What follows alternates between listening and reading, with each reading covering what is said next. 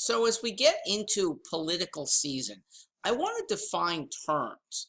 I'll be using them. I am Mark Stewart. I've used a lot of these terms already, but I want to make sure there's clarity, and it's rare that I use the term Democrat. It's because Democrat is almost meaningless in terms of political beliefs behind it. It's the biggest party. It holds so many beliefs, and to their credit, official Democrats manage to coalesce those people when it comes time to win elections. So the Democrats' big fracturing is among three things: Marxism, environmentalism, and statism. And they can go hand in hand in a fairly oppressive way. Marxists want the end of capitalism, okay? Pure and simple. America being the best user of capitalism ever and the best future propeller of more countries to be capitalist.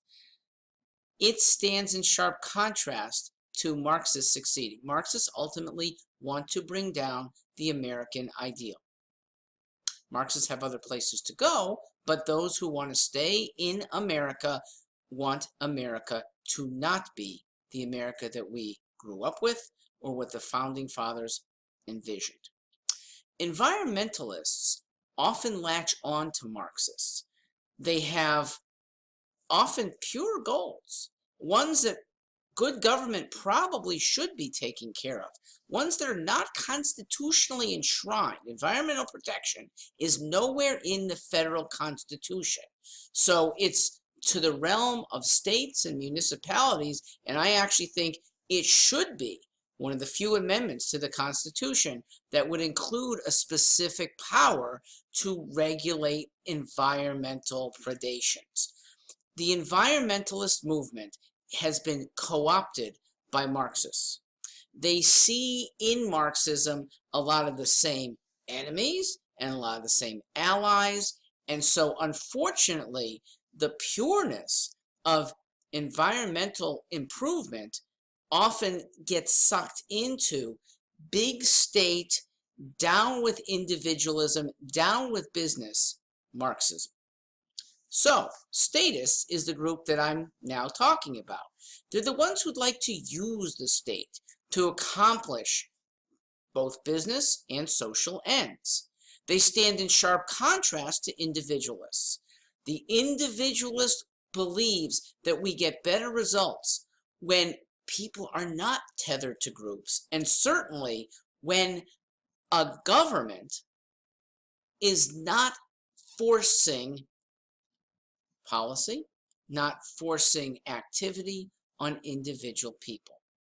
So there is still that little segment of Democrats that I will call Jeffersonians, okay? They're the ones who encompass a lot of people within them. And they have in common a revulsion to big state. That's what Jefferson, back in the 1770s, helped this nation revolt against. And Jefferson, even in power as president, was reluctant to use big state power that he had potentially the title to. He and almost every president of the 19th century adhered to the small state, which is the U.S. Constitution's model. Small state, where individuals rise high and where state governments have good authority in the absence of federal authority. That's still good today, but we rely too much on the feds. And so we could have, within the Jeffersonian creed, lots of groups, okay? Look back. You can have socialists. I call them the DIY socialists. Do it yourself. Do socialism your own way. Fine. Your schools, your welfare policy, your retirement plans, your health care. Just don't foist it on others. That can exist very well in a Jeffersonian regime. You have libertarians, you have conservatives, you have minarchists, small government, and you have theocrats. those who probably also wanting small government, but a government that has devotion to God as part of it. All of these can comfortably live under a Jeffersonian regime. Where do Republicans stand?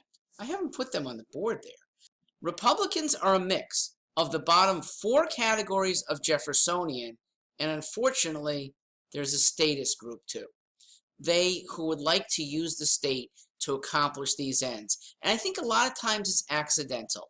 It falls into the category of what would you really like and how much more easy is it to accomplish with government force.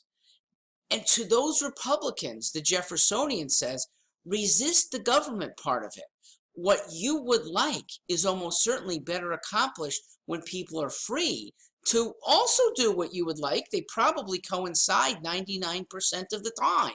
And for the few times where there's a clash, okay, that becomes the marketplace of what is better, and potentially competing small states that might have one way of doing things and another set of small states that have a different way of doing things. It's all doable.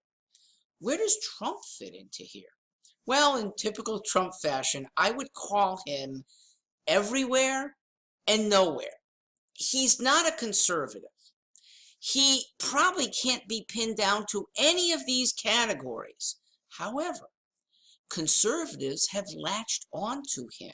They have wooed him better than anyone else. Democrats, they had the chance and didn't in the early going. Instead, they called for impeachment. They wouldn't do anything that he wanted to do. They lost a chance at influencing a very malleable president, and a president who likes people kissing up to him. Conservatives have done that. And so he really governs quite conservatively, even though I don't think that's his instinct. I'm not sure if any of them are. He is a populist. I haven't put that on the board because populists could latch onto any one of the things that is popular. And it's a potentially dangerous category because it comes without intellectual grounding and it comes without longevity. So it could switch almost at an instant by what is popular and who is popular. America was founded on ideas more than individuals. And if we keep individuals subordinate to ideas, American creed stays, individuals flourish within it, but we don't have a leadership of bowing down to one individual that has gotten so many countries in trouble. All right, there's the political world as I see it. I welcome your comments.